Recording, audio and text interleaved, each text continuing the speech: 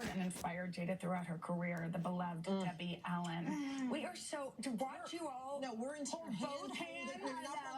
I know. Both hands. Seeing each other, we love each other. Yeah. We always have so much to share. That love is, you can feel it. Yeah. Debbie, I wonder, like you've watched your beloved put out her heart into a book, give it to the world. What is it? Are you proud? In this moment? I'm proud of her.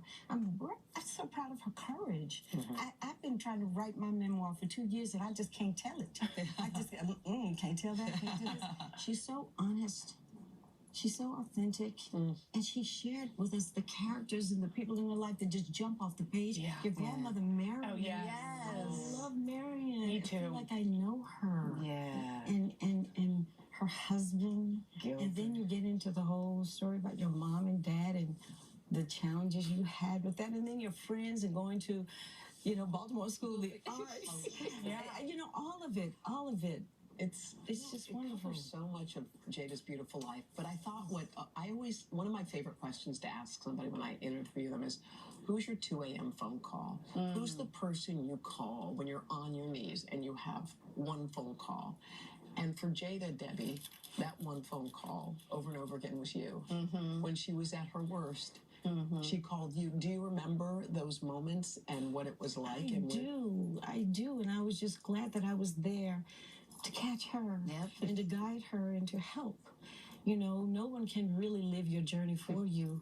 But, as a surrogate mother is what I feel like to her. I was there for her and was happy that I was there that she knew my number. Yes. She knew your number.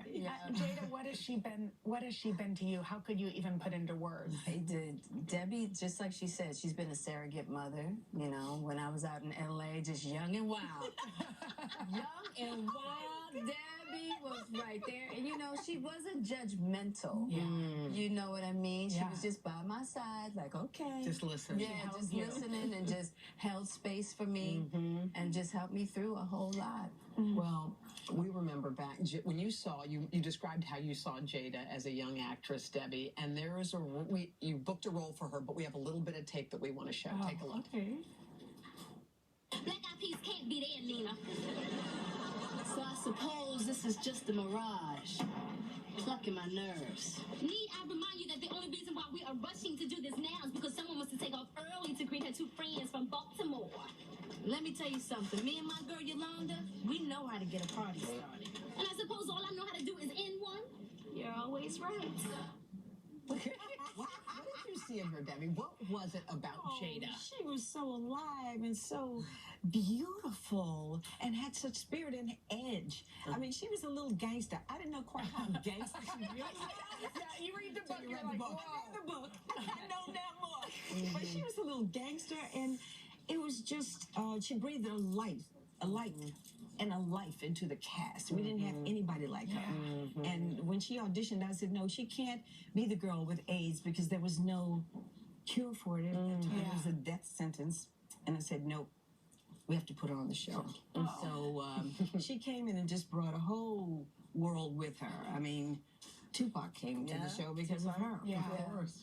So much. This whole book is about owning your truth, about finally stepping into your power and going from unlovable to worthy. Yeah. For women out here who are watching from both of you all, if they're feeling less than, what's your advice? I would definitely say it takes, I don't think people say enough how much courage it takes to be happy. And that, we feel like happiness is just supposed to be. And for women, we're not always given the permission to speak our authenticity, and specifically women of color, a lot comes with that. And we have to give ourselves permission for that. And it takes a lot of courage, but that's where your authentic happiness sits.